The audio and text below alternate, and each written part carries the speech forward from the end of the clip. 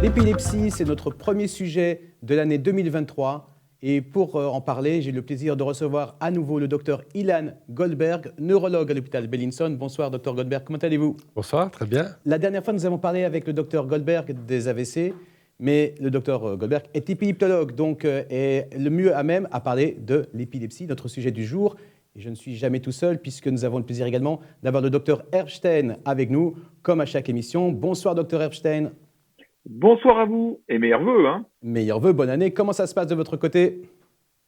On a chaud. La dernière fois, il y avait de la neige. On sortait les traîneaux. Là, maintenant, on sort le parasol. Il fait 17-18 degrés. C'est parfait. Et pour les restrictions énergétiques, ça se passe comment? Ah, on pédale, mon bon monsieur. On pédale. Dans la cave. Alors, le meilleur pour la fin, j'ai envie de dire la meilleure pour la fin, puisque Dieu de Doc ne serait pas Dieu de Doc sans Aurore. Bonjour Aurore. Bonjour. Comment ça se passe pour toi? Très bien, bonne année à tous. Bonne année. Comment s'est passé tes premières heures en 2023? Exactement pareil que les dernières en 2022. Qui se sont bien terminées? Oui. C'est parfait. C'est-à-dire ivre morte. Absolument pas. C'est mal connaître Aurore. On va commencer tout de suite. Évidemment, la première question, je vais la poser à notre spécialiste, le docteur Goldberg. Tout simplement, qu'est-ce que l'épilepsie? L'épilepsie, en fait, c'est une prédisposition à faire des crises. Et c'est l'expression d'un problème au niveau du cerveau. Quand le cerveau, au niveau électrique, ne connecte pas les neurones comme il faut, l'expression clinique de la crise d'épilepsie va se présenter. Et il se passe quoi cliniquement? Cliniquement, ça peut être très, très varié.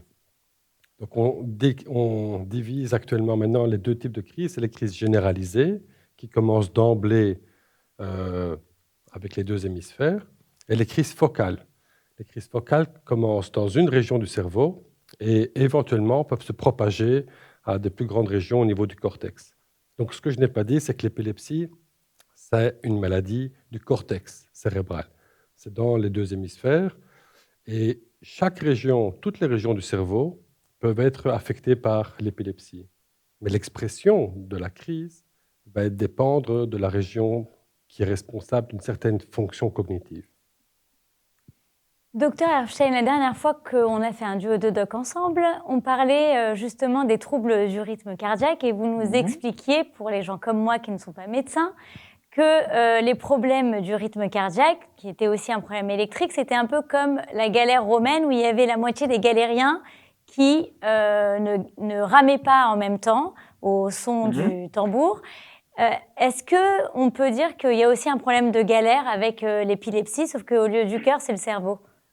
Alors, on va pas parler de galère, mais alors, Dr Goldberg a tout dit, mais je vais un peu faire rendre des choses pour les béotiens, enfin pour les néophytes, traduire un peu tout ça, que ça soit bien compréhensible. Imaginez un espace, c'est votre cerveau, dans lequel il y a plein de petites lumières, des petites LED, qui travaillent de manière très intelligente, c'est-à-dire que c'est parfaitement harmonieux, ça clignote, ça se transmet, enfin, c'est toute votre pensée qui circule, c'est votre activité cérébrale.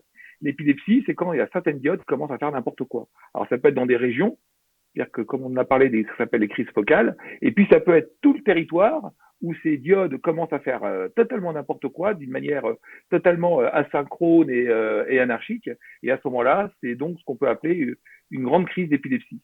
Donc, pour faire quelque chose encore de très terre à terre. C'est comme s'il y avait des ampoules qui avaient grillé? C'est pas tellement que ça grille pas, disons que ça se désynchronise complètement, c'est-à-dire que c'est une activité qui est complètement anarchique. C'est-à-dire que c'est quelque chose qui se met un peu en mouvement.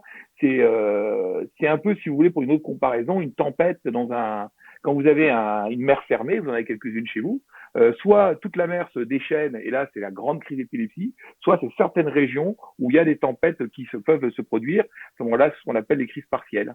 Vous parliez de tempête, on reste encore très proche de la galère. On a été un petit peu ému par cet exemple d'Astérix et Obélix. Docteur Goldberg, vous avez tous les deux défini à votre manière ce qu'est l'épilepsie. Vous avez dit également qu'il y avait différents types d'épilepsie en fonction des régions. Pouvez-vous nous préciser un petit peu justement les différents types d'épilepsie? Les différents types d'épilepsie sont classés en fonction de différents axes. Principalement la symptomatologie, comme j'ai dit précédemment, avec les crises partielles, focales ou les crises généralisées. Mais les causes ou les étiologies, comme on dit en médecine, des épilepsies sont très importantes à prendre en considération.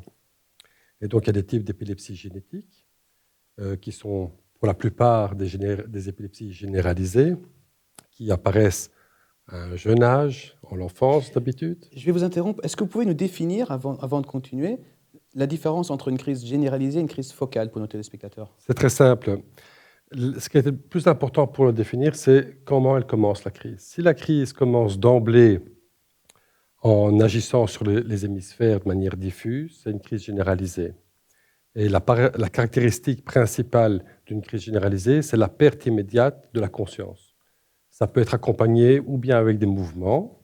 Comme c'est généralisé, les mouvements vont être distribués au niveau des 4 membres, mais pas spécialement. Dans une crise d'absence, par exemple, il n'y a pas de mouvement particulier et c'est juste une perte de la conscience.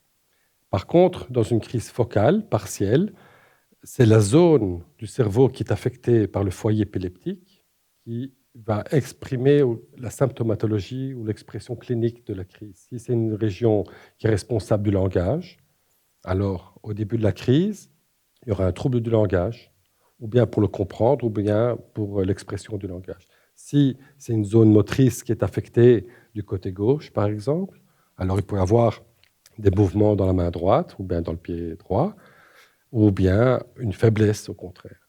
Mais lors d'une crise focale, souvent il y a une propagation qui peut générer une crise généralisée secondairement. Donc ça veut dire que ça commence par exemple par des mouvements de bras qui peut ensuite se diffuser à tout le corps avec perte de connaissance secondairement. Ou au niveau moteur, ou au niveau non moteur. Et toutes les fonctions cognitives pour lesquelles un être humain est capable d'exprimer peuvent être affectées par une crise focale. Ça peut être une sensation très subjective, ou bien une émotion qui n'a rien à voir avec l'environnement. Ça peut être un trouble de la mémoire. Dans certains cas, pour des crises limbiques, il peut y avoir des phénomènes de déjà-vu, par exemple. Crise limbique, on le définit comment? Les crises limbiques, donc, c'est des crises qui affectent le système limbique, les amygdales, l'hippocampe et différentes régions du cortex. Les amygdales du cerveau, pas les amygdales de la gorge. Exactement. Et donc, ce sont des crises stéréotypes et donc qui ont reçu un nom. Mais donc, dans ce genre de crise, par exemple, ça commence par une sensation épigastrique, une sensation dans le ventre, dans la poitrine. Ça peut avoir une tachycardie, un trouble du rythme. Et donc, ça, c'est les premiers signes avant-coureurs qui indiquent que la crise commence à un certain endroit stratégique du cerveau. Et tout le travail de l'épileptologue, c'est d'abord de déterminer quel type de crise, et puis de déterminer la localisation du foyer. Et en fonction du foyer pathologique, on peut évaluer les différentes options thérapeutiques. Et quels sont alors, du coup, les symptômes de cette maladie? Comment, à part les petits mouvements ou le mal de ventre, est-ce qu'il y a une liste exhaustive de symptômes qui peuvent alarmer un malade éventuel? La liste est très large et peut être très spécifique jusqu'à très non spécifique. Alors, d'un côté, il y a la crise tonique-clonique classique que la plupart des gens entendent ou puissent connaître dans la mémoire collective. La personne tombe, il y a une phase tonique, donc tout le corps se raidit, le tonus est augmenté, et il est suivi par une phase clonique où il y a des rythmes, des mouvements rythmiques. Ça dure 1 minute, 1 minute et demie, et puis il y a une phase postictale. Et ça, c'est une crise qui est déjà généralisée. Le problème, c'est que quand on voit la crise qui est généralisée, ce n'est pas pour ça qu'elle a commencé de manière généralisée. Ça peut être focal qui s'est généralisé, ou bien d'emblée généralisé. Et ce qui est très important, parce que la stratégie thérapeutique est tout à fait différente. Maintenant, à l'autre extrême, il peut y avoir des crises qui sont seulement focales, et qui sont très atypiques. D'abord, s'il n'y a pas de mouvements anormaux, alors il n'y a pas moyen de se représenter, de réaliser, si on regarde en tant qu'observateur, qu'il y a une crise. Si le foyer est dans des zones sensorielles, cognitives, émotionnelles, alors c'est que le ressenti subjectif de la personne qui peut transmettre le fait qu'il y a quelque chose qui déconne. Excusez-moi, je vous interromps, mais vous parliez d'émotions, comment tout d'un coup, parfois ça arrive, on se dit je ne sais pas pourquoi je pleure, ou je ne sais pas pourquoi je ris, ou etc. Est-ce que ça veut dire forcément que... Donc dans la grande majorité des cas, la distinction entre des crises d'épilepsie est relativement facile à faire et à différencier de d'autres types d'expressions cognitives. Maintenant, dans des cas assez rares, c'est possible qu'ils prennent du temps pour comprendre en fait que l'émotion ou bien le ressenti est en fait l'expression d'un problème épileptique. Docteur Epstein, je m'adresse à vous en tant que médecin généraliste. Le docteur Goldberg nous a expliqué que ce n'était pas si évident que ça de définir une crise d'épilepsie. On pourrait avoir l'impression qu'en réalité, c'était le cas, puisqu'on dit une épilepsie, c'est quelqu'un qui convulse, et puis basta, on a le diagnostic. Ce n'est pas aussi simple que ça. Alors, je voulais vous demander, quand un patient s'adresse à vous, à quel moment vous suspectez une épilepsie, puis quel bilan vous envisagez avec ce patient? Alors, déjà, c'est souvent l'entourage qui en parle, notamment quand c'est la crise grand mal. Hein. Parce que plus généralement, quand quelqu'un rentre dans la maladie par une crise grand mal, on nous appelle pas nous, hein, on fait le 15, c'est les pompiers qui débarquent. C'est quand même très spectaculaire et ça fait un peu peur. Et puis voilà. Après, généralement, quand c'est une première crise, les pompiers prennent le patient, l'amènent à l'hôpital pour faire tout un bilan. Dont on en parlera tout à l'heure, mais c'est quelque chose d'assez important. Maintenant, il y a des trucs, Dr Goldberg a quasiment tout dit. Moi, je voudrais simplement parler un peu poésie et citer Gérard de Nerval, parce que Gérard de Nerval était épileptique et il avait toujours une musique un peu stéréotypée qui annonçait ses crises d'épilepsie, et il a fait un poème où il dit « Il est un air à qui je donnerai tout Rossini, tout Mozart ou tout Weber, un air très vieux, languissant et funèbre, etc. etc. » Et à chaque fois qu'il entendait cette musique, il commençait sa crise d'épilepsie. Gérard de Nerval, il n'a pas très bien fini. Mais c'est des choses que, effectivement, des gens me racontent. Alors moi, je vais casser des mythes. Vous savez, les gens qui pensent qu'il y a des projections astrales, des astres, des machins, des trucs, là, je me projette. Souvent, ça peut être des petites crises d'épilepsie. Et comme l'a dit le docteur Goldberg également, c'est un truc qui est très important, c'est les impressions de déjà-vu. Vous savez, on a tous eu ça dans notre vie, l'impression d'être déjà venu à cet endroit-là, que la personne va dire la chose qui va, déjà d'avoir une sorte de précognition de trucs. A priori, ce serait éventuellement des petites crises d'épilepsie. De même, un truc auquel il faut surtout penser quand on est en tant que médecine générale, c'est les parents qui viennent nous voir en discutant d'un gamin. Oh là là, il est nul, il n'écoute rien, et on décrit classiquement, sont des enfants plutôt sympas, très rêveurs, c'est-à-dire que pendant la classe, ils fixent un point et ils sont plus là.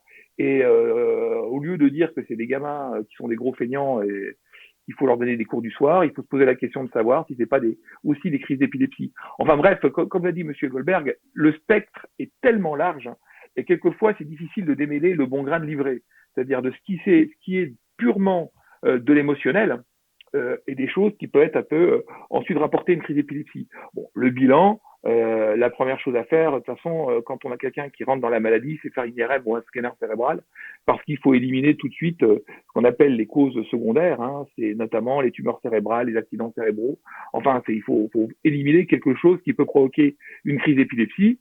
Ensuite, M. Goldberg va en parler, je pense, bien mieux que moi, c'est l'électroencéphalogramme, hein, l'EEG, qui va permettre également de bien affiner les diagnostics.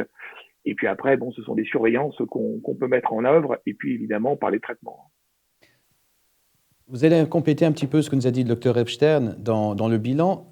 Il a cité l'imagerie avec l'IRM, et puis il a parlé d'EEG, l'électroencéphalogramme. Est-ce que vous pouvez nous expliquer d'abord en quoi consiste un électroencéphalogramme, et puis qu'est-ce qu'on peut y trouver comme information? L'électroencéphalogramme, l'EEG, c'est comme l'électrocardiogramme, mais pour le cerveau. Donc, en plaçant des électrodes sur le scalp, on peut mesurer les modifications minimes d'un champ électromagnétique, électrique, et qui est le résultat de l'activité du cerveau. Maintenant, la sensibilité est très faible de l'électroencéphalogramme, mais dans les champs des quelques centimètres que l'électrode à un endroit donné peut capter les modifications, il y a des modifications qui sont très spécifiques de l'activité épileptique. Et donc, on appelle ça en français des pointes ondes, ou bien des ondes lentes, ou bien des ondes pointues. Et la morphologie de ces ondes sont assez stéréotypes et elles sont associées à l'épilepsie. Et donc, comme on ne les voit pas, si on ne fait pas d'EEG et qu'il n'y a pas de crise, on n'est pas conscient que ça existe. Mais dans un contexte clinique particulier, dans lequel il y a une suspicion de crise, si on arrive à attraper ce genre de biomarqueur, ça aide énormément pour pouvoir d'abord diagnostiquer la crise et puis localiser, parce qu'on a beaucoup d'électrodes sur le scalp, à droite, à gauche, devant, derrière, et donc ça permet de localiser le foyer épileptique. Donc ça veut dire, si je vous comprends bien, que si on suspecte en tant que médecin généraliste ou neurologue une crise d'épilepsie, même si le patient à l'instant T va bien, si on lui fait un électroencéphalogramme, on peut détecter, même si cliniquement il n'y a aucun symptôme, on peut détecter ce qu'on appelle un foyer épileptique, donc une prédisposition d'épilepsie. Oui. D'abord, l'EEG peut détecter plus que de l'activité épileptique. Elle peut aussi détecter des activités anormales du fonctionnement du cerveau dans différentes régions. Et donc, ça complète l'examen neurologique et le tableau clinique. Maintenant, il y a deux types d'activités épileptiques. Ou ictale, qui est due à une crise.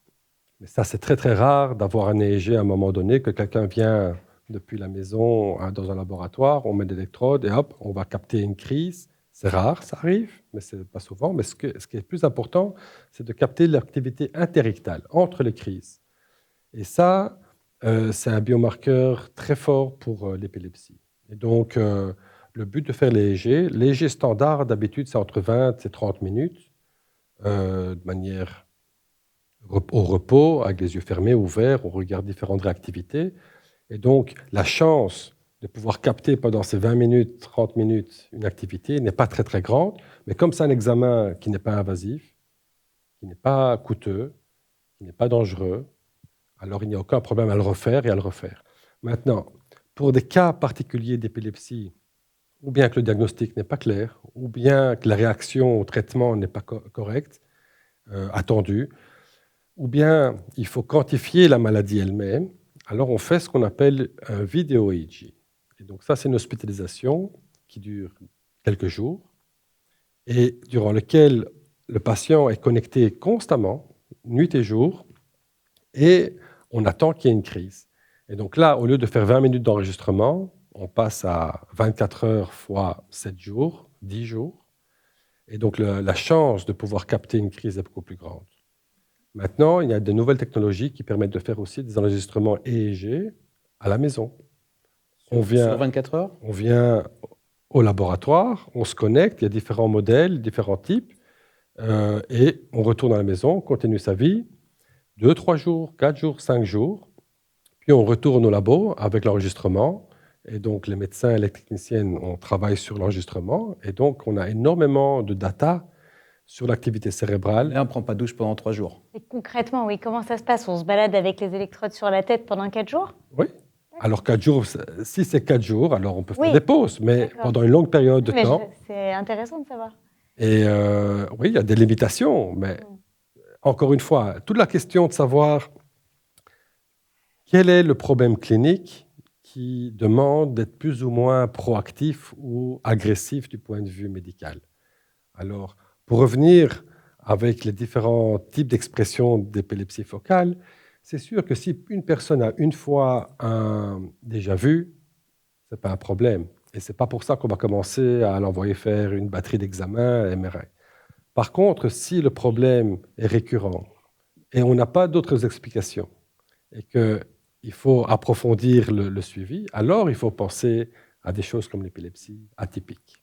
Est-ce que le ressenti d'un patient potentiel, donc par exemple des absences ou du déjà vu, qu'il y en a eu plusieurs, est-ce que lui, juste avec son ressenti, il peut venir pour faire un électroencéphalogramme? Tout à fait, un électroencéphalogramme. Ouais. Pour vérifier. En fait, dans le monde du neurologue général, l'électroencéphalogramme, c'est un moyen, un outil, comme d'autres, pour pouvoir évaluer l'activité cérébrale. Et l'avantage de l'électroencéphalogramme, c'est que c'est un outil fonctionnel, alors que l'imagerie est un outil structurel. Donc, on complète les deux techniques pour pouvoir comprendre comment le cerveau fonctionne, s'il est bien constitué, s'il n'y a pas de masse ou d'autres problèmes structurels. Et donc, c'est un examen qu'on utilise dans d'autres domaines qui n'est pas seulement de l'épilepsie. La cognition, troubles du mouvement, MS, multiple sclérose en plaques. Et donc, ce sont des outils qui sont de plus en plus développés dans d'autres champs. Mais dans l'épilepsie, il y a une signature électrophysiologique particulière qu'on peut capter avec l'électroencéphalogramme. Et c'est ça qu'on recherche avec l'EEG. Et est-ce qu'on peut mourir d'une crise d'épilepsie si elle est trop importante? Ok, c'est un sujet un peu sensible parce qu'on ne l'a pas dit, mais c'est une maladie, c'est pas une maladie. Le syndrome d'épilepsie est très répandu en fait. 1% de la population souffre d'épilepsie. Heureusement, seulement une petite partie, un tiers de ce pourcent, souffre d'une maladie réfractaire, épilepsie, qui est pharmacorésistante et qu'on n'arrive pas à contrôler avec des médicaments. Mais de manière générale, la mortalité d'un patient épileptique est augmentée jusqu'à 2 à 3 fois celle d'une personne normale. Maintenant, c'est rare et il y a différentes causes qui peuvent aboutir ou de raisons qui peuvent aboutir à la mort du patient. Une grande partie des causes qui peuvent induire une conséquence néfaste, ce sont les traumas ou bien les activités durant lesquelles une personne perd connaissance. Alors, perdre connaissance en soi, ce n'est pas dangereux du tout. Si on est au volant, ou bien si on est en train de nager, on peut se noyer ou bien rentrer dans le poteau. Donc, la mortalité est secondaire, mais elle existe. C'est pour ça que les patients épileptiques qui ne sont pas bien contrôlés, il y a des limitations et ils ne peuvent pas conduire, par exemple. Et on recommande, par exemple, de ne pas faire d'activités dangereuses dans le cas où on perd connaissance. Donc, ça, c'est une chose. Il y a une autre partie des causes de mortalité qu'on n'a pas bien compris, qu'on commence seulement à comprendre de plus en plus. C'est un syndrome qui s'appelle SUDEP. C'est Sudden Unexplained Death of Epilepsy. Donc, c'est une mort soudaine qui n'est inexpliquée chez un patient épileptique. Donc, on utilise des mots compliqués pour dire qu'on ne comprend pas très bien ce qui se passe. Mais en fait, ce qui se passe, c'est qu'il y a un patient épileptique, tout a l'air OK, il ne fait pas de crise, et on le retrouve sans respiration et sans pouls.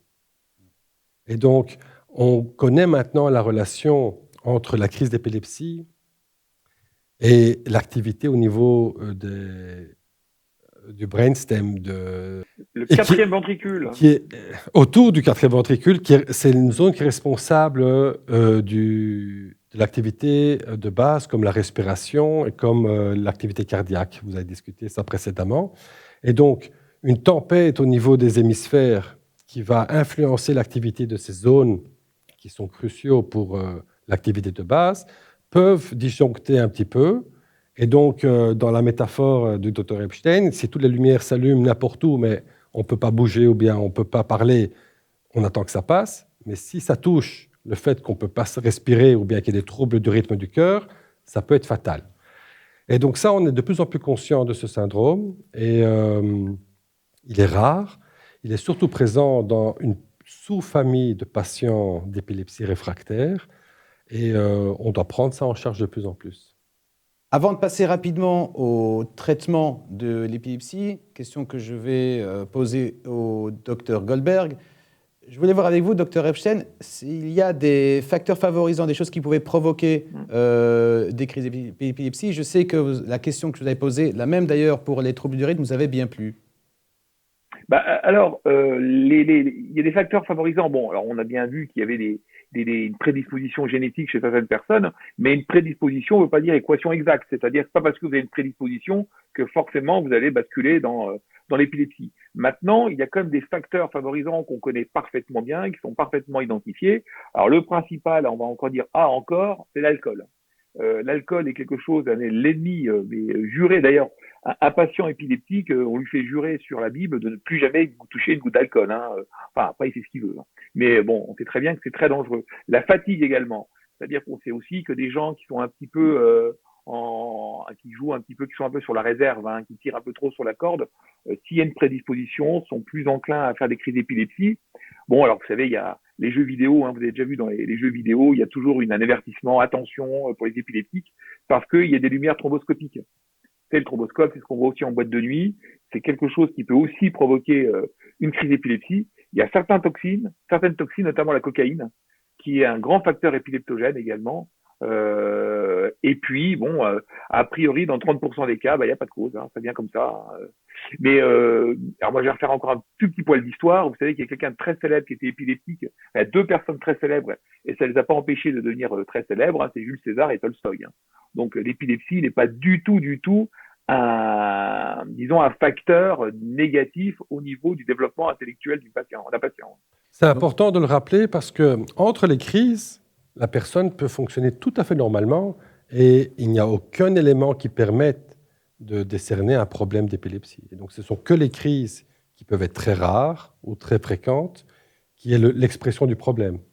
Donc, et on peut vivre strictement normalement entre les crises. Tant que, et vous me lancez une perche pour ma prochaine question, tant que l'épilepsie est contrôlée, les crises évitées, et ce, en général, par un traitement médicamenteux. Quelques mots sur le traitement ? Donc, l'approche thérapeutique de l'épilepsie est avant tout pharmacologique. Maintenant, on a une trentaine de molécules avec une activité antiépileptique. L'historique remonte déjà à des dizaines d'années, mais ces dernières années, on a de nouvelles molécules qui ont des nouveaux modes d'activité, d'action, qui ont de meilleurs profils d'effets secondaires et qui ont démontré de manière plus ou moins directe une activité sur l'excitabilité des neurones. Et dans un premier temps, on essaye une molécule en fonction du patient, du sexe, des facteurs de risque, en fonction de la comorbidité d'autres maladies, on choisit une certaine molécule. Maintenant, à partir du deuxième traitement, s'il y a 2 médicaments qui ont été donnés à de bonnes doses pendant suffisamment longtemps, et malgré cela, on n'arrive pas à contrôler les crises, alors la crise initiale, enfin l'épilepsie, passe sous le terme de crise réfractaire ou pharmacorésistante. Et pour l'épilepsie pharmacorésistante, ces 30 dernières années, la technologie s'est fort développée et on a les traitements chirurgicaux qui viennent se surajouter aux traitements pharmacologiques et qui sont très intéressants. D'abord parce qu'on commence à toucher au cerveau lui-même.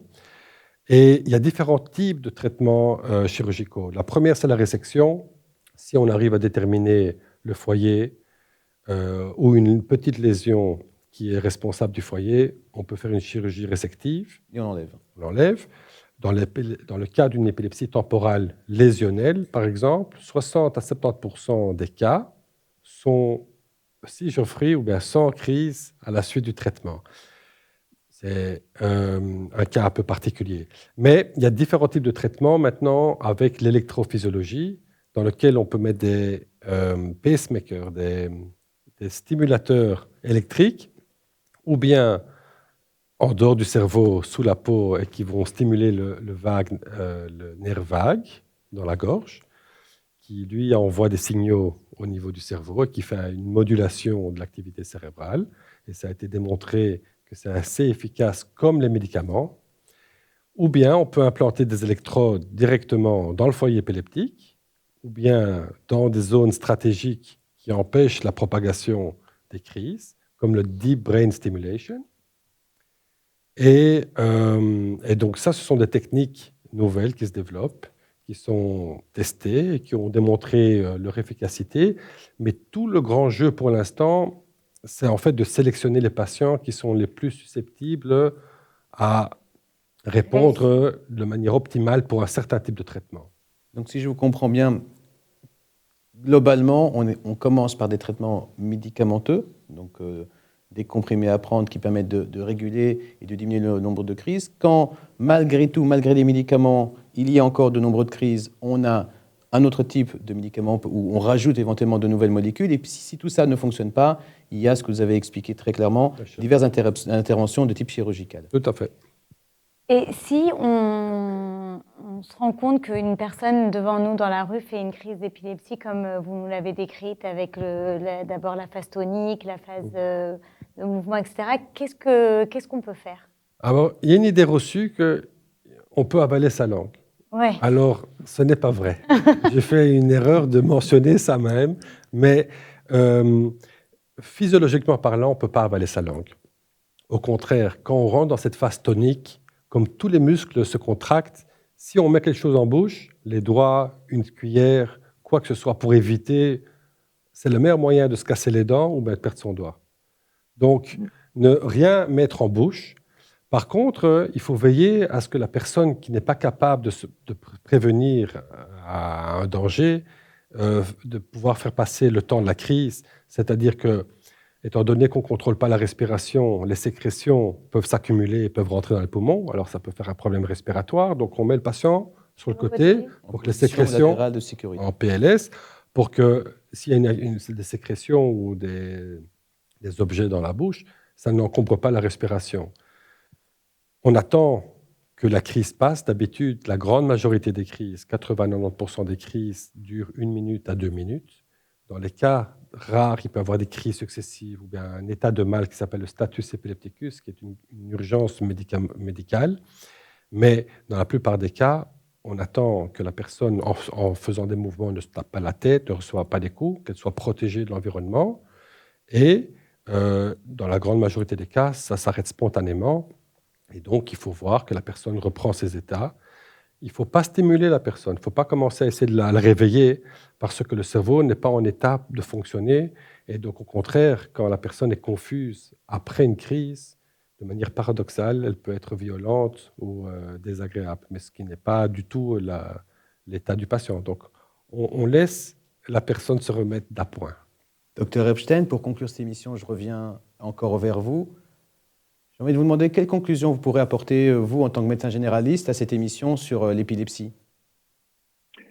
Alors bon, moi je vais pas reprendre ce qu'il vient de dire très bien le docteur Goldberg, parce que c'est ce que je voulais dire en conclusion. Déjà, effectivement, on n'avale pas sa langue, et puis c'est ce qu'on nous apprend quand j'étais jeune médecin chez les pompiers. Quelqu'un qui fait une crise d'épilepsie, effectivement, on éloigne tous les meubles de manière à ce qu'il se blesse pas, et puis on laisse tranquillement finir sa crise et se réveiller. Ça, c'est un message qui est vraiment très très important.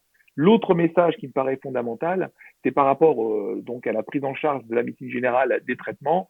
Déjà, l'observance. Prenez votre traitement, n'arrêtez pas vos médicaments sous prétexte que vous les avez oubliés parce que ça vous emmerde, parce qu'il y a des effets indésirables. Enfin voilà, c'est quelque chose de fondamental parce qu'arrêter son traitement, ça ouvre la porte vers une nouvelle crise qui, malheureusement, comme on l'a dit précédemment, peut parfaitement avoir lieu au moment où on roule en voiture, on est dans des endroits un peu dangereux, et là, c'est un peu la catastrophe assurée. Deuxièmement, quand on est épileptique, pas d'alcool. Évitez aussi au maximum le café, qui est un excitant au niveau du cerveau. La fatigue, attention, pas d'excès de fatigue qui peut provoquer des crises. Bon, évidemment, évitez les jeux vidéo et les boîtes de nuit. Certains médicaments contre l'épilepsie nécessitent des surveillances biologiques, notamment au niveau hépatique, parce que peuvent avoir quelques conséquences un petit peu néfastes. Et puis évidemment, s'il y a une crise, il faut consulter le plus vite possible son neurologue pour refaire le point. Mais surtout, j'insisterai sur le problème qui est, je pense, fondamental et qu'on rencontre dans tous les pays civilisés. Je ne sais pas pourquoi Israël serait plus protégé que la France. C'est l'observance médicamenteuse. Vous savez qu'un patient sur 2 prend son traitement simplement. Donc vraiment, insister pour que les gens prennent bien leurs médicaments et refaire avec eux le tour en disant vous prenez bien votre traitement. Bien sûr, ces mots, nous allons donc nous quitter. Je voulais remercier encore une fois Dr Goldberg pour toutes ces explications extrêmement claires. Merci pour l'invitation. Avec plaisir. Merci docteur, c'était passionnant. Remercier Aurore, comme d'habitude, pour ses questions extrêmement pointilleuses et pertinentes. Voilà. Et puis le docteur Epstein, qui nous a encore une fois éblouis. Cette fois, nous avons découvert qu'il aimait la poésie. Et puis, oui. Je suis certain qu'il nous éblouira encore et nous étonnera encore lors de la prochaine émission. On se retrouve très prochainement pour une nouvelle émission de The Doc avec un prochain sujet, un nouvel invité.